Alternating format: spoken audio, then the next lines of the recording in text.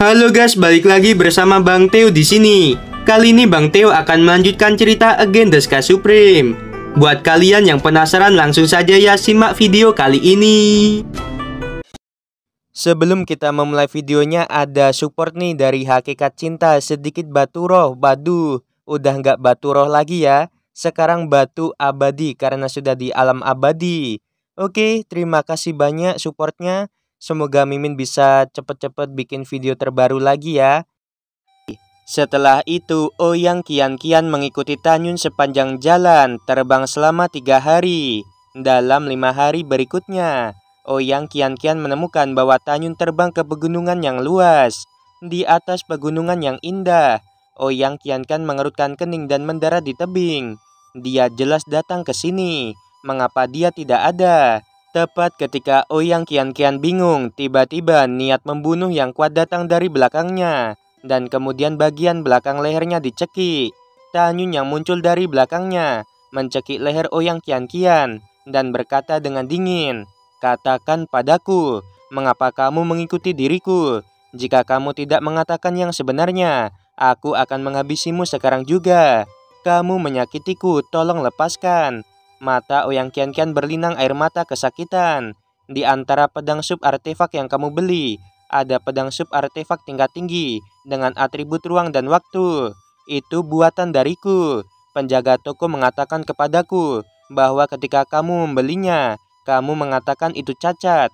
Jadi aku mengikuti dirimu dan ingin bertanya kepadamu, mengapa kamu mengatakan bahwa pedang yang dibuat olehku adalah pedang cacat?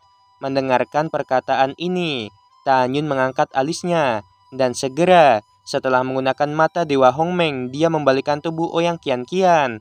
Ouyang kian-kian tiba-tiba tampak kusam.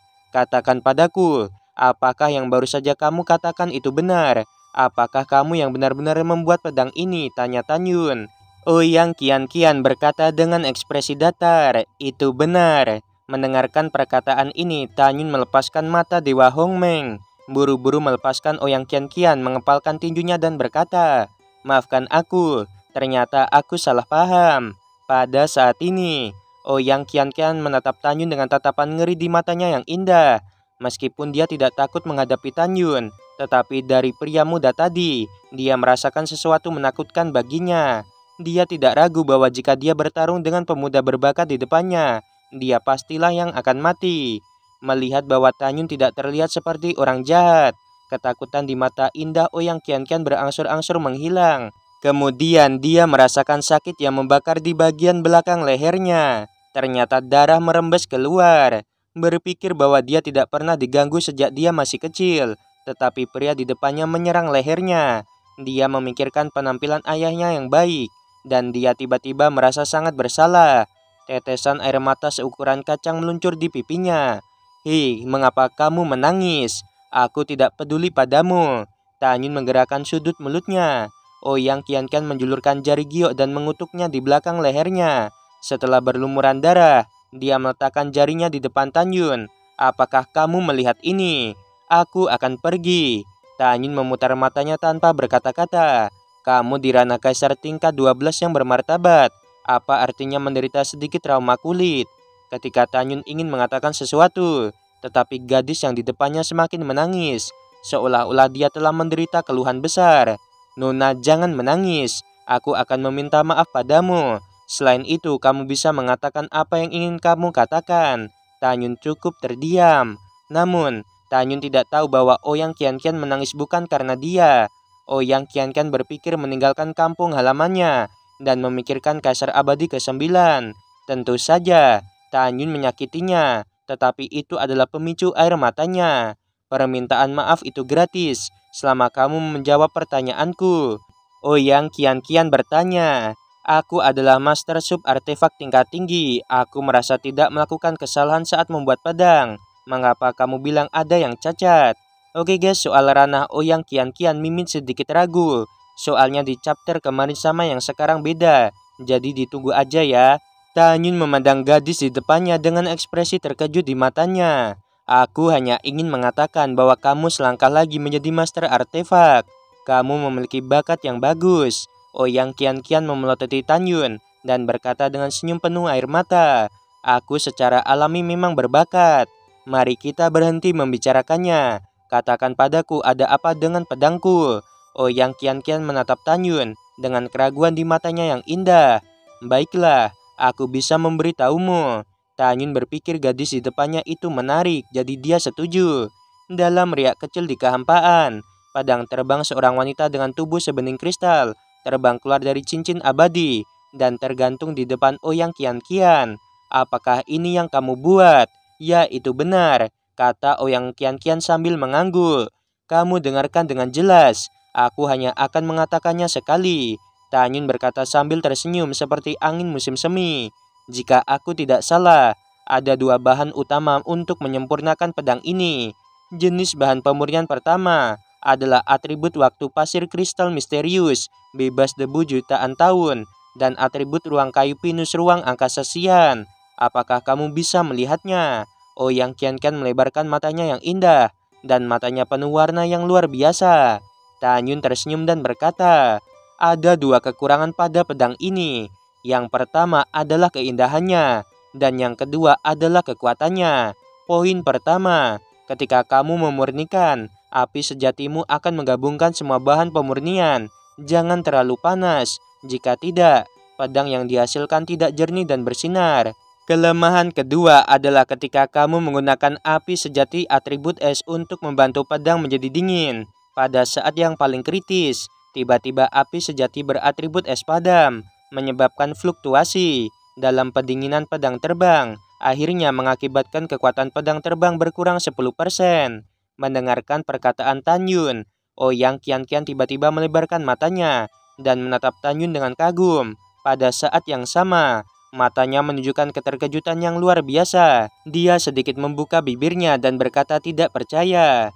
"Kamu bahkan dapat menebak bahwa api atribut esku tiba-tiba padam." Kejutan di hati Ouyang Kian-kian telah mencapai titik di mana itu tidak dapat ditambahkan lebih lanjut. Dia ingat dengan jelas bahwa ketika dia memperbaiki pedang itu di ruang pemurnian, dia baru saja mendengar berita bahwa ayahnya telah berjanji untuk membiarkan dia menikahi Kaisar Abadi ke-9.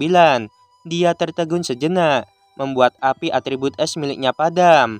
Tapi saat itu padam, dia mengendalikan api beratribut api untuk membakar lagi. Tetapi dia tidak pernah membayangkan bahwa pria di depannya, hanya dengan melihat pedang ini, dapat dengan akurat menghitung proses pemurnian miliknya. Jadi bukankah itu berarti keterampilan pria di depannya jauh di atas dirinya? Memikirkan hal ini, Ouyang Kian-kian memandang Tanyun dengan kekaguman dan berbisik, "Kamu dapat melihat kekurangan dari senjata sub artefak tingkat tinggi. Bukankah itu berarti bahwa keterampilan senjatamu telah mencapai tingkat artefak? Kamu master artefak peringkat apa?" Tanyun mengangkat bahu. "Apakah itu ada hubungannya denganmu?" "Ya, aku masih punya sesuatu untuk dipercepat. Jadi mari kita berhenti di sini." Setelah mengatakan ini, Tanyun naik ke udara dan terbang menuju pegunungan di timur. "Hei senior, tolong jangan pergi." Ouyang Kian-kian terbang dan dia naik ke udara mengejar Tanyun. Setelah dikejar Ouyang Kian-kian selama puluhan ribu mil, Tanyun berhenti terbang dan berdiri di langit, melihat kembali ke gadis yang terbang di depannya. Dia mengerutkan kening. "Kecantikan kecil, apakah kamu tertarik padaku?" Ouyang Kian-kian berkata dengan santai. "Aku tidak berpikir kamu orang jahat sama sekali." Tanyun berkata, "Kamu dan aku bertemu secara kebetulan." Aku berkata, "Mengapa kamu mengikuti diriku?" Ouyang Kian-kian menundukkan kepalanya. Matanya yang indah berbalik, dan dia segera berubah menjadi tatapan yang menyedihkan. "Aku seorang yatim piatu. Selain berkultivasi, pemurnian senjata adalah kesukaan diriku. Setelah mendengar apa yang kamu katakan tentang kelemahan pedangku, aku berencana untuk meninggalkan kota abadi Tongtian dan memujamu sebagai guru." Ekspresi Tanyun menjadi positif. "Pertama, aku adalah orang yang tidak menyenangkan. Kamu akan berada dalam bahaya jika denganku. Kedua, aku tidak mau menerima murid. Itu saja untuk saat ini, selamat tinggal." Dengan mengatakan itu, Tanyun berbalik dan pergi. "Hei, mengapa kamu seperti ini?" Ouyang Kian-kian cemberut dengan ketidakpuasan. "Banyak orang ingin menerimaku sebagai murid, tetapi aku tidak mau. Bagaimana kamu bisa menolakku?" Seperti yang dikatakan Ouyang Kian-kian, dia adalah putri surga yang sombong. dan beberapa orang memang ingin menerimanya sebagai murid, tetapi dia menolak. Ini adalah pertama kalinya dia ditolak. Kamu benar-benar lucu. Mengapa aku tidak boleh menolakmu? Tanyun mengerutkan kening dan melambai ke Ouyang Qianqian. Tidak, jika kamu tidak menerimaku sebagai muridmu, aku akan selalu mengikuti dirimu. Wajah Ouyang Qianqian berubah. Matanya yang indah melengkung menjadi bentuk bulan sabit. Dia melangkah maju, mengulurkan tangan gioknya, menarik Tanyun dan mengguncang Tanyun dengan lembut. Kamu harus setuju. Aku benar-benar ingin belajar teknik pemurnian denganmu. Tanyun mengerutkan kening. Lepaskan. Tidakkah kamu mengerti bahwa pria dan wanita tidak bisa melakukan hal seperti ini? Tanyun mengabaikan Ouyang Qianqian, berbalik dan melesat ke arah dalam kehampaan lagi. Namun selama setengah bulan berikutnya, Ouyang Qianqian mengikuti Tanyun dengan ekspresi memohon. Dia pasti bukan orang biasa. Kalau tidak, bagaimana dia bisa meninggalkan tanah terbengkalai? Lebih dari 80 tahun yang lalu, dia hanya di ranah hukum abadi tingkat pertama. Dan sekarang dia telah berubah menjadi ranah kaisar tingkat ke-7. Serta kekuatannya masih lebih tinggi dari milikku. Lagi pula aku tidak punya tempat untuk pergi. Jadi aku hanya akan mengikuti dirinya. Orang ini cukup menarik. Ikuti saja dia seperti ini. Ouyang Qianqian memiliki ekspresi menyedihkan di wajahnya. Tetapi pada kenyataannya dia berpura-pura di depan Tanyun. Dalam sekejap mata, setahun kemudian, Tanyun terbang keluar dari pegunungan 9 surga. Yang mengejutkan dirinya, gadis di belakangnya masih mengikutinya. Tanyun menarik napas dalam-dalam, berhenti terbang dan berdiri di langit di atas hutan yang rimbun.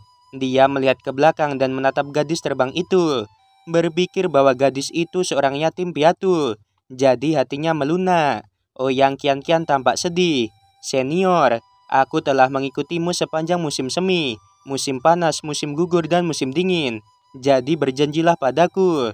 Aku benar-benar tidak punya tempat untuk pergi. Terimalah aku sebagai muridmu. Mendengarkan ini, Tanyun berpikir sejenak dan berkata, jika kamu tidak punya tempat untuk pergi, kamu bisa mengikuti diriku. Tapi aku tidak akan menerimamu sebagai murid. Mengapa? Tidak ada alasan. Aku hanya tidak ingin menerima murid lagi. Tanyun berkata, meskipun aku tidak menerimamu sebagai murid, tetapi selama kamu bekerja dengan baik di masa depan, aku dapat menjelaskan beberapa hal tentang teknik pemurnian. Ouyang Qianqian sangat senang. Lalu aku harus memanggilmu apa? Panggil saja Tanyun. Tanyun namanya sangat vulgar, bisik Ouyang Qianqian. Apakah kamu sedang merencanakan sesuatu? Tanyun melirik Ouyang Qianqian. Apakah aku mengatakan sesuatu? Ouyang Qianqian tertawa. Tanyun cemberut. Siapa namamu? Namaku Xian Xian. Saat Ouyang Qianqian berbicara, ada air mata di matanya yang indah. Aku tidak tahu siapa orang tuaku, jadi aku tidak tahu nama belakangku. Tanyun muncul di sebelah Ouyang Qianqian dalam sekejap dan berkata dengan lembut, aku paling benci wanita menangis, jadi janganlah menangis. Saat dia mengatakan itu, Tanyun mengeluarkan jari dan dengan lembut menyeka air mata dari pipi Ouyang Qianqian. Merasakan Tanyun menyentuh wajahnya, tubuh Ouyang Qianqian sedikit bergetar. Detak jantungnya tidak bisa menahan diri untuk mempercepat. Itu seperti sengatan listrik. Tanyun melihat Ouyang Qianqian, berpikir bahwa gadis ini cukup menarik. Segera, Tanyun tampak serius. Xian Xian, kamu mengikuti diriku. Ada satu hal lagi, kamu harus menjamin. Apakah itu yang kamu dengar atau lihat? Kamu harus bersumpah bahwa kamu tidak akan menyebutkannya kepada siapapun. Kalau tidak, jangan ikuti aku. Ouyang Qianqian menganggukkan kepalanya dan segera mengangkat tangan gioknya sedikit, mengarahkan jarinya ke langit.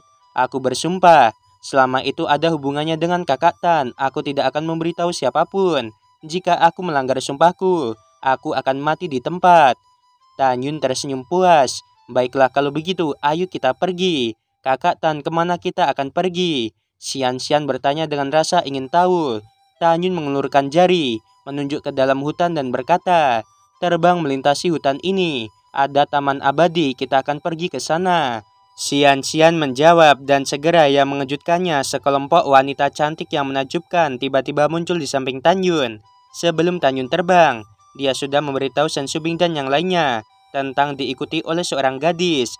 Sebenarnya, niat Tanyun ingin meninggalkan Xian Xian, Tetapi Sen Subing yang berhati lembut setuju untuk membiarkan Xian-Xian ikut. Kakak Tan, siapa mereka? Xian-Xian bertanya dengan bingung. Tan Yun memperkenalkan. Dia Subing, Xianer, Tang Mengyi, Tang Xingning, Nanggong Yukin, Gong Sun, Roxy. Mereka adalah istriku. Juga ini adalah Ziyan, Yingying, Ruxui, Sen Suzhen, King Cheng, Sisi. Mereka adalah kerabat dan temanku. Adapun Zenji, Tan Yun tidak membiarkannya keluar karena telah menyentuh penghalang ranah Kaisar Raja tingkat kelima. Mendengar ini, Xian-Xian berkata dengan tidak percaya. Wow, Kakak Tan, ipar perempuan dan teman-temanmu benar-benar cantik. Kamu juga sangat cantik. Sen Subing berkata sambil tersenyum. Xian-Xian, Tan Yun memberitahu kami tentang kamu. Dan kamu dipersilakan untuk bergabung dengan keluarga besar kami di masa depan. Xian-Xian mengangguk dan segera berkata kepada Tan Yun, kamu sangat luar biasa. Kamu memiliki begitu banyak wanita selain 7 istrimu. Tan Yun menggelengkan kepalanya tanpa berkata-kata. Dan kemudian terbang melalui hutan dengan gadis-gadis dan mendarat di kaki gunung. Di taman peri, rumput hijau dan bunganya indah. Di tengahnya ada hutan bambu ungu. Di kedalaman hutan bambu tempat Rup Peri tinggal, ada bangunan kuno 6 lantai dengan ketinggian 100 kaki. Pemandangan di sini sangat indah. Aku tidak tahu bahwa alam abadi Hongmeng ke-9 masih memiliki pemandangan yang begitu indah. Melihat pemandangan indah di depannya, matanya yang ramping dan indah penuh dengan obsesi. Pada saat ini, kekosongan di samping Xian-Xian seperti air, dan Fang Ziqing yang mengenakan gaun biru panjang muncul dari udara tipis. Dia melihat pemandangan yang familiar di depannya.